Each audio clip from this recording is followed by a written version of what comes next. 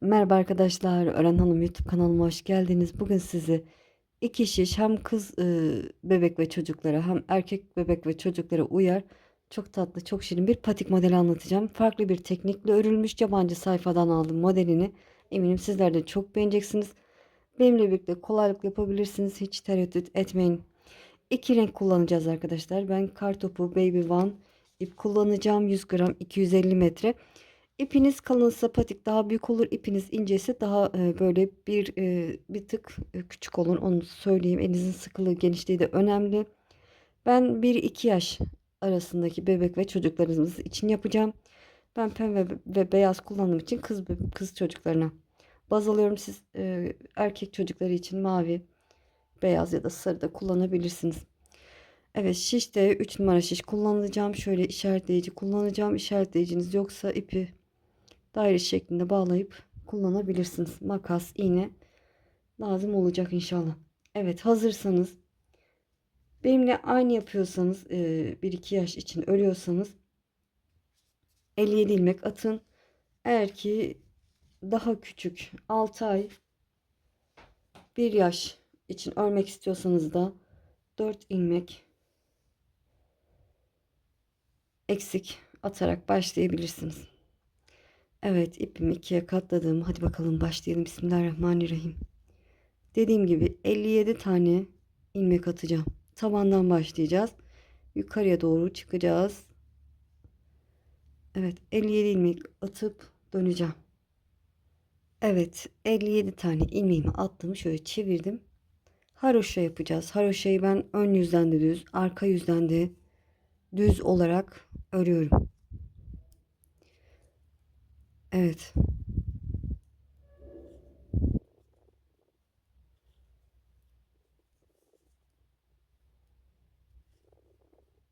Haroşa örerek sıranın sonuna kadar ilerleyelim.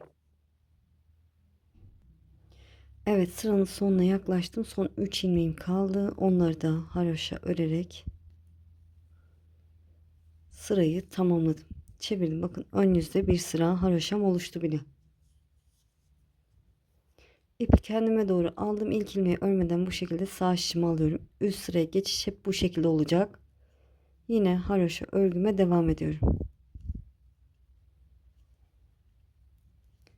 Böyle devam edeceğiz. Taban artırması yapmayacağız. Düz bir şekilde öreceğiz.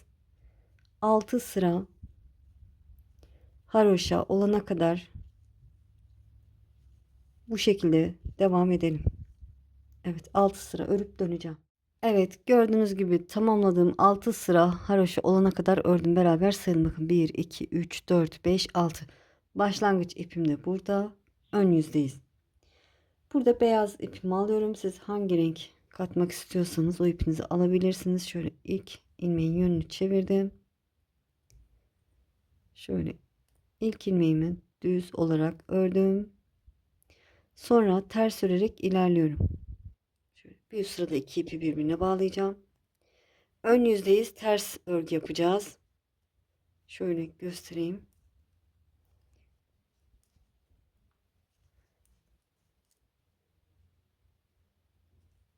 Evet, şöyle çektirip bağlayacağım. Bakın bu çizgi oluşuyor. Bu çizgiden rahatsız oluyorsanız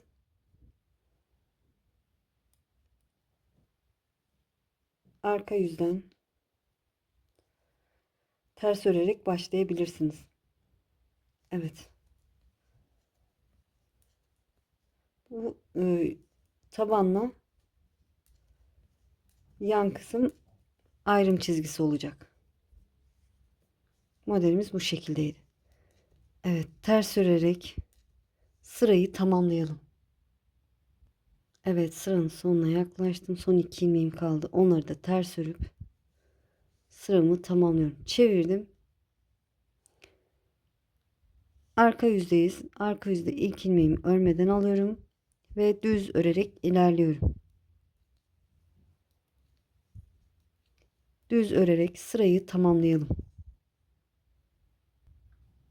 Evet, sıranın sonuna geldim. Son ilmeğimi de düz ördüm. Burada şöyle bu iki ipi birbirine bağlıyorum ki sabitlensin.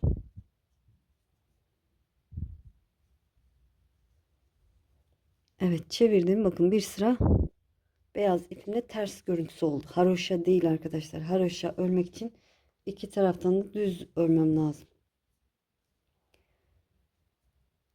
Evet, şöyle ilk ilmeğimi ters örüyorum ve ters örerek ilerliyorum. Ön yüzdeyiz. Ters örelim.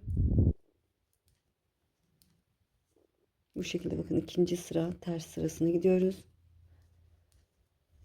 Ön yüzden ters örelim. Arka yüzden de bütün ilmeklerimizi düz örüp sırayı tamamlayalım. Evet, gördüğünüz gibi arka yüzden düz görüntüsü, ön yüzden de 3 sıra, bakın beyaz sıraları sayıyorum. 1 2 3 sıra ters görüntüsü oldu. Burada beyaz ipimi kesiyorum. Şöyle keseyim. Pembe ipimle devam edeceğim.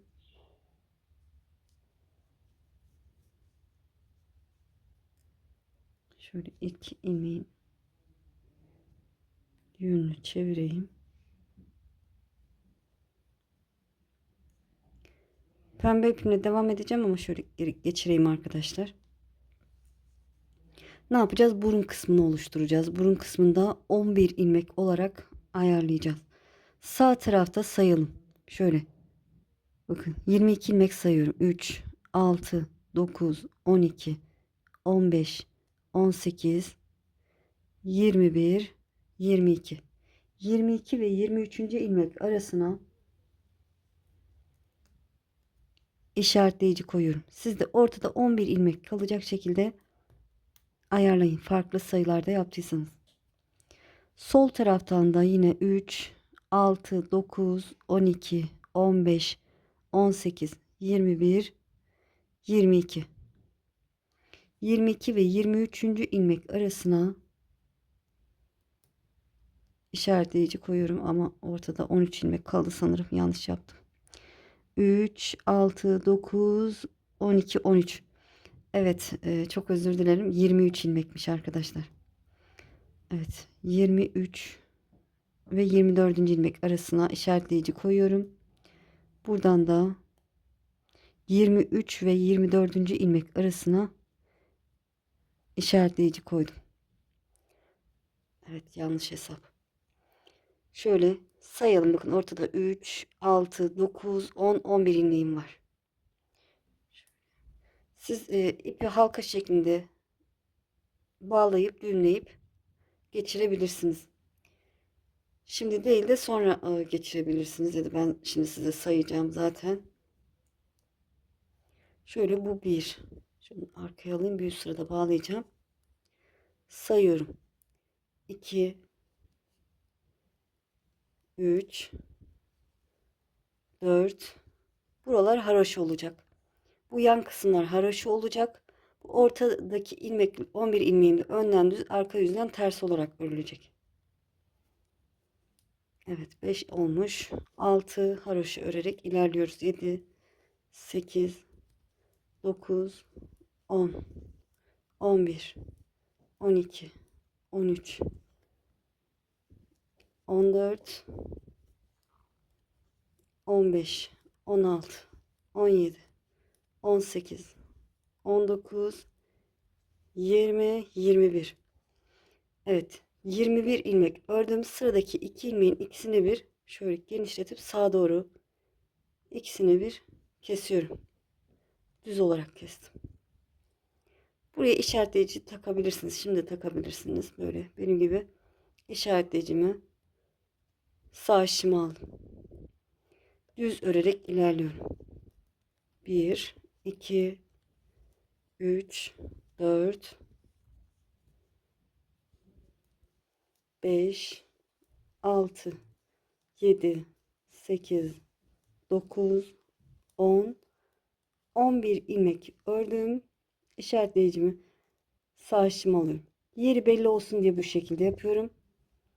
Sayarak da örebilirsiniz. Ama aklınız karışır, ama bu mantık daha iyi. 11 ilmek ördükten sonra 12 ve 13. ilmeği ikisini bir şöyle düz olarak ördüm. Ve yine düz örerek, haroşa örerek sıramızı tamamlayalım. Şöyle hızlıca sırayı tamamlayayım.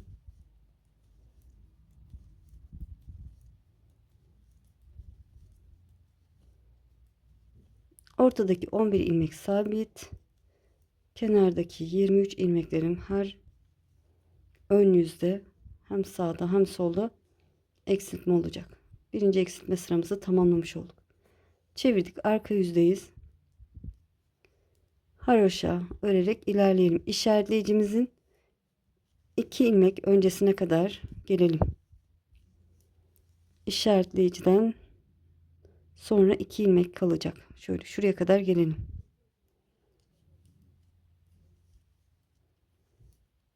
Şöyle sayarsak da 3, 6, 9, 10, 11, 12, 13, 14, 15, 16, 17, 18, 19, 20. Evet, 20 ilmek, pardon. Arka yüzdeyim, hiçbir işlem yok arkadaşlar. Çok özür dilerim. Ah ah. Arka yüzdeyiz, hiçbir işlem yok. Haroşa örerek ilerledim. İşaretleyicimi sağ şişime aldım. Ortadaki 11 ilmeğimi ters örerek ilerliyorum. 22 ilmeğimi ördüm. Ortadaki 11 ilmeğimi ters örerek ilerliyorum. Evet, oruç kafama vurdu sanırım. Evet, işaretleyicimi sağ şişime aldım. Kalan ilmeklerimi haroşa örerek sıramı tamamlayacağım. Evet, sırayı tamamladım, çevirdim. Ön yüzdeyim. Evet, biraz önce dediğim gibi işaretleyicinin öndeki 2 ilmeğin öncesine kadar gelelim. Yani 20 ilmeğimizi örelim. Haroşa örerek ilerliyorum.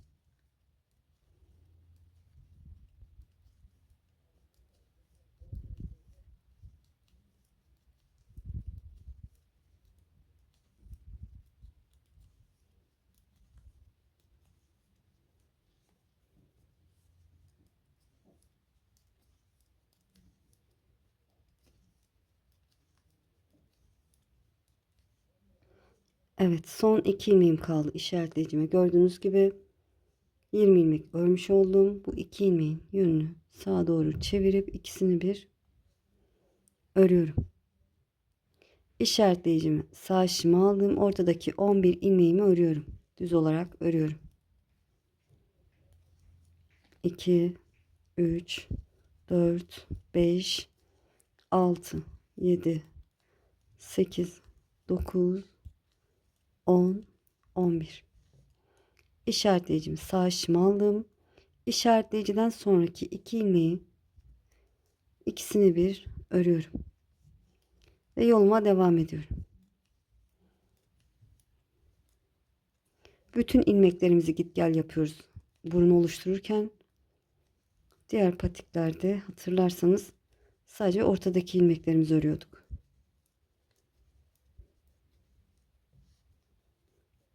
Evet, haroşa örerek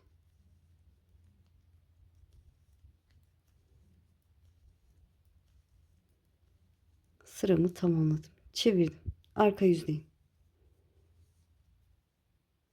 Baştaki işaretleyicime kadar olan ilmeklerimi haroşa örüyorum. 21 ilmek. Haroşa örüyorum.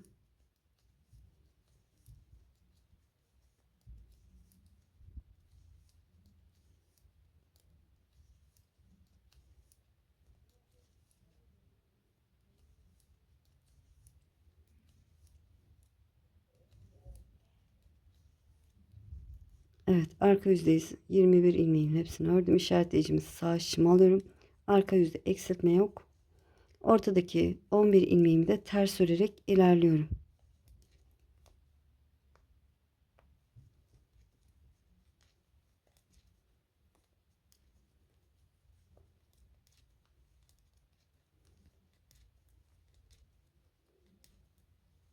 Evet, işaretleyicime geldim. Onu sağ şişime alıyorum. Kalan ilmeklerimi haroşa örerek sırayı tamamlayalım.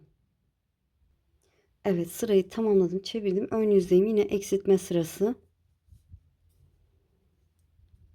İşaretleyicime 2 ilmek kalana kadar haroşa örerek ilerliyorum.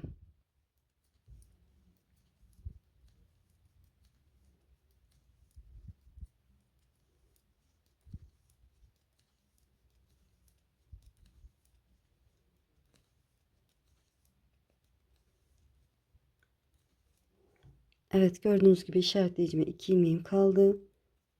Bu 2 ilmeğin ikisini bir sağa doğru kesiyorum. İkisini bir ördüm. İşaretleyicimi sağ işime aldım. 11 ilmeğimi düz örerek ilerliyorum.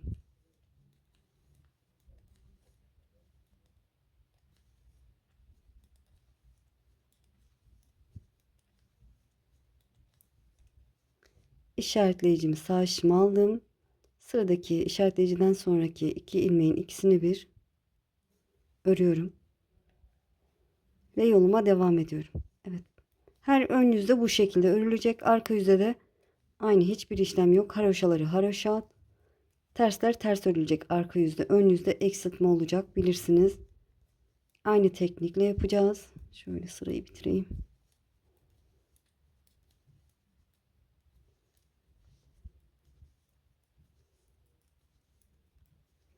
Ne kadar öreceğiz? Evet, ne kadar öreceğiz? Bakın 2 sıra haroşa görüntüsü olmuş. 10 sıra. Bakın burada beyazdan sonra 10 sıra bu şekilde devam edelim. 10 sıra haroşa görüntüsü oluşana kadar bu şekilde devam edelim. 10 sıra ön yüzde eksiltmiş olacağız.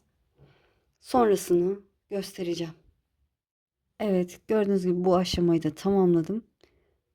Beyazdan sonra 10 sıra haroşa oldu. 10 sırada eksiltme yapmış olduk. Şöyle sayarsak bakın, buradan itibaren ilk beyazın üzerinden başlamıştık. 10 sıra eksiltme yapmış olduk. Şimdi ne yapacağız? 2 sıra bütün ilmeklerimizi, 37 ilmeğim kaldı. Bütün ilmeklerimi haroşa olarak öreceğim. Evet, 2 sıra haroşa örelim. Sonrasını göstereceğim. Evet, gördüğünüz gibi 2 sıra haroşa olacak şekilde ördüm. Bu düzden sonraki haroşaları sayarsanız anlarsınız. Şimdi kesim yapacağız. Şöyle ilk ilmeğimi yönünü çevirdim. Onu sağ işime aldım. Sıradaki ilmeğimi haroşa, yani düz olarak ördüm. Arkadaki ilmeğimi genişletip sağ işimin önüne bırakıyorum. Sıradaki ilmeğimi örüyorum. Arkadaki ilmeğimi genişletip sağ işimin önüne bırakıyorum. Sıradaki ilmeğimi ördüm. Arkadaki ilmeğimi genişletip sağ işimin önüne bırakıyorum. Evet. Bu şekilde bütün ilmeklerimizi keselim.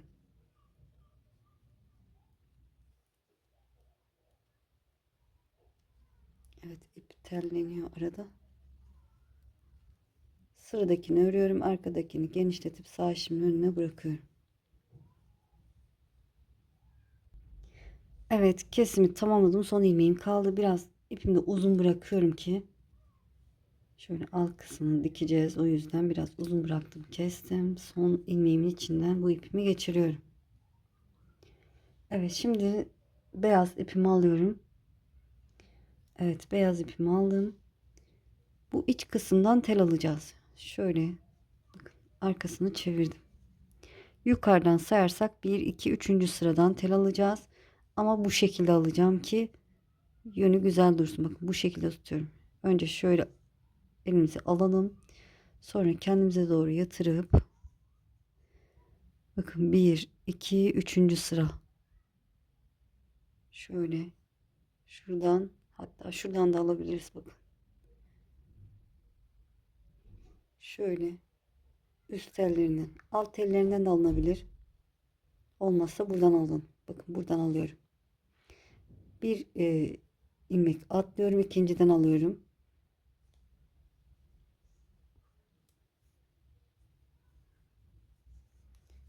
Evet, şöyle buradan ilmeğimi genişlettim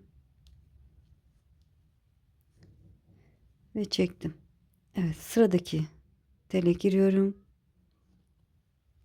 İlmek alıyorum 2. Alttaki telleri alıyorum bakın. 3.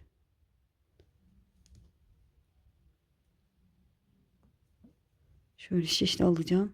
4. Burada bir üst sırada 2 ipi birbirine bağlayacağım. Şimdi bağlamak istemiyorum. Hem de biraz uzun bırakın. Sayı eksik olursa buradan bir ilmek daha çıkartabiliriz. 2 ilmek az olacak. 37 ilmeğimiz vardı en son bitirdiğimizde. Biz 35 ilmek çıkartacağız. Şöyle. Ay. Tığ yardımıyla da çıkartabilirsiniz. Böyle. Şişte de. Hangisiyle rahat ediyorsanız o şekilde ilmeklerimizi çıkartalım. Evet, 35 tane ilmeğimi çıkardım. Gördüğünüz gibi. Şöyle yanlardan birer ilmek kaldı. Çevirdim. İlk ilmeğimi düz örüyorum. Sıradakini ters örüyorum. Bir düz, bir ters lastik örgü yapıyoruz. Bir düz, bir ters. Bir düz, bir ters. Evet, bir düz, bir ters örerek sıranın sonuna doğru gelelim. Evet, sıranın sonuna yaklaştım. En son bir düz, bir ters. Son kenar ilmeğimi de şöyle düz örüp sıramı tamamladım. Şöyle ipimi çektiriyorum. Burada ikisini birbirine bağlayayım.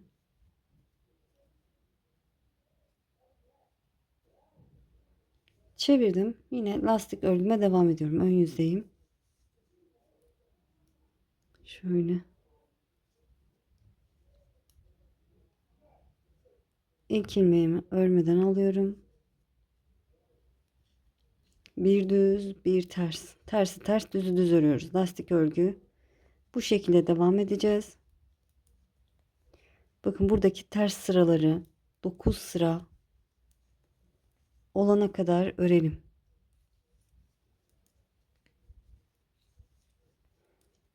Evet, 9 sıra ördüğümüzü nasıl anlayacağız onu göstereceğim ters sıralarında. Tamamlayıp döneceğim. Evet, 9 sıra ördüm, 9 sıra ördüm, nasıl anlayacağım? Şöyle esnetiyorum örgümü. Sonrasında bu aradaki ters sıralarını sayıyorum bakın. İki düz arasındaki ters sıralarını sayıyorum. 1 2 3 4 5 6 7 8 ve 9. Evet, 9 sıra oldu. Şimdi kesim yapacağız. Farklı bir teknikle kesim yapacağım. İlk önce ilmeğimin yönünü çevirdim. Şöyle dilerseniz ilk önce izleyin. Hoşunuza giderse yapabilirsiniz. Ya da normal şekilde kesebilirsiniz. Bu şekilde şişime doladım. İlk ilmeği örmeden aldım. İkinciyi doladım. Sıradaki düz olduğu için düz olarak örüyorum. Ve o doladığım ilmeği genişletip sağ işimin önüne bırakıyorum. Arkadaki ilmeğimi de genişletip sağ işimin önüne bıraktım.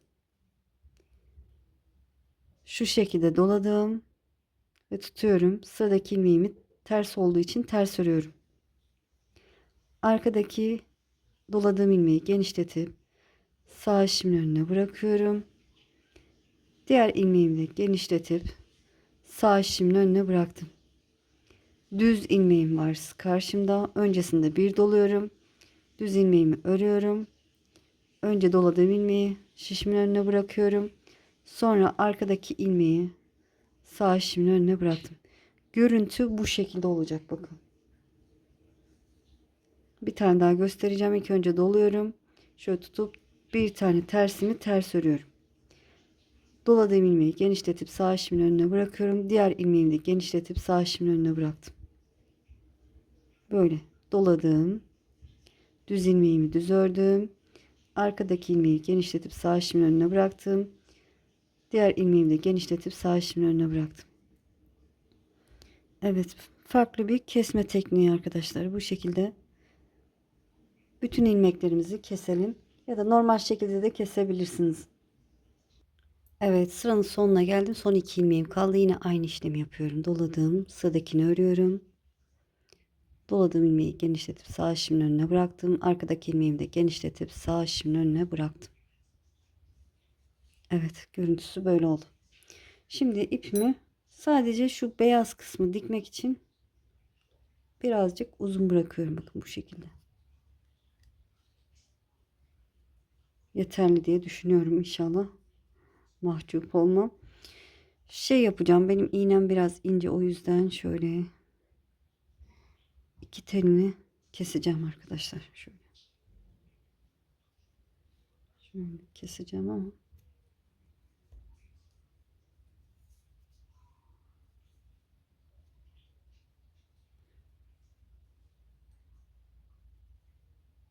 şöyle uzun bırakayım saklamak için. Evet, iğneme geçireyim ipime. Evet, iğnemi ipimi geçirdim. Düz taraftan dikeceğim. Şöyle şu şekilde ikiye katlıyorum. Hatta öncesinde size şu ipleri nasıl saklayacağız onu göstereyim. Belki bilmeyen vardır, eminim çoğunuz da biliyorsunuzdur. Evet, tığ yardımıyla bakın şöyle şuradan alıyorum. Burada bir zincir çekiyorum yukarıya geri çıkmasın diye. Şöyle bir zincir çekeceğim. Sonra çekiştirip biraz yürütüp fazlasını kesiyorum. Evet, bu şekilde bu ipleri saklarsınız. Evet, şimdi dikimine geçelim. Şöyle dediğim gibi düz kısımdan dikeceğim. Şöyle karşıya geçiyorum. Tekrar buraya geldim. Uç kısmı sabitledikten sonra karşıdan şöyle şu şekilde giriyorum. Buradan da bu teli alıyorum. Böyle karşılıklı telleri alarak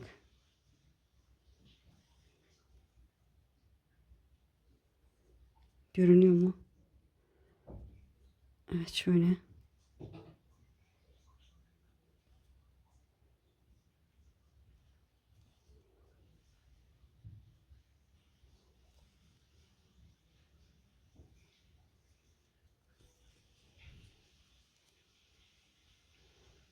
Son olarak şuradan geçiriyorum iç kısımdan. Şöyle birleştirip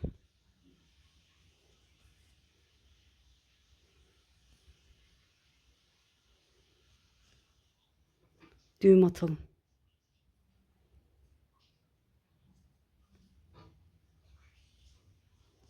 Evet, düğüm attıktan sonra ipimi biraz ilerletip ilmeği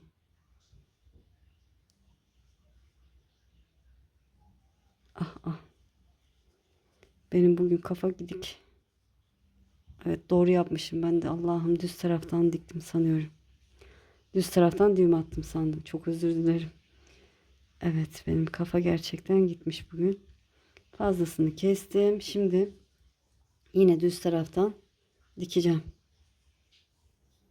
Şöyle yine bunun iki telini çıkartacağım. Siz de aynı şekilde yapabilirsiniz. İpiniz böyleyse. Evet, dediğim gibi yine düz taraftan dikeceğim. Şöyle şuradan başlayacağım. Burası şöyle olacak. Aşağıya doğru olmayacak arkadaşlar. Bu şekilde duracak. İğneyle karşıya geçiyorum. Tekrar bu tarafa geçiyorum.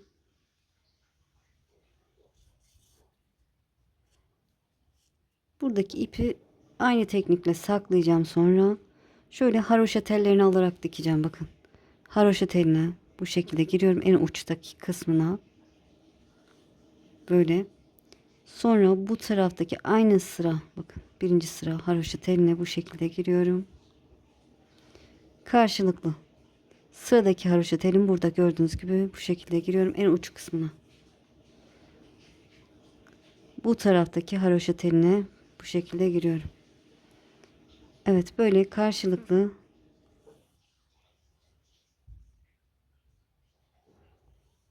dikelim. Bu beyaz kısmı da dikelim. Görünmüyor arkadaşlar, fark etmez. Sonra buraya kadar gelelim. Şöyle burada parmak ucunda, ayak ucunda bir parmak kalana kadar dikelim. Burada büzdürüp dikelim arkadaşlar. Büzgü kısmını bu tarafa da işleyebilirsiniz, yapabilirsiniz. Burada da ikisinde de olur, tek de olur arkadaşlar. Evet, bu tarafa kadar gelelim. Burada nasıl dikeceksiniz? Bu alt kısımda sadece şöyle şu şekilde dikebilirsiniz. Normal diktiğimiz gibi bu şekilde girip dış tellerini dikebilirsiniz. Evet, buraya kadar geleceğim. Evet, dediğim gibi bir parmak kalana kadar diktim. Şöyle arka kısmında bu şekilde oldu. Şimdi şöyle burada bir tane atlayıp ikinciye giriyorum. Şu şekilde bir tane atlayıp ikinciye giriyorum. Bir tane atladım, ikinciye girdim. Bir tane atladım, ikinciye. Bu şekilde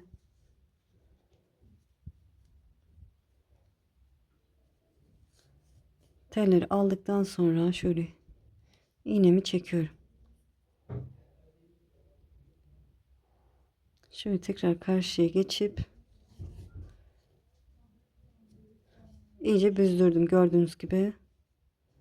Buradan aşağıya ineceğim. İç taraftan düğüm atmak için, sıkılamak için. Şöyle çektirip burada düğüm atalım. Biraz daha sıkılayabilirsiniz tabi. Şöyle aralardan yürütüp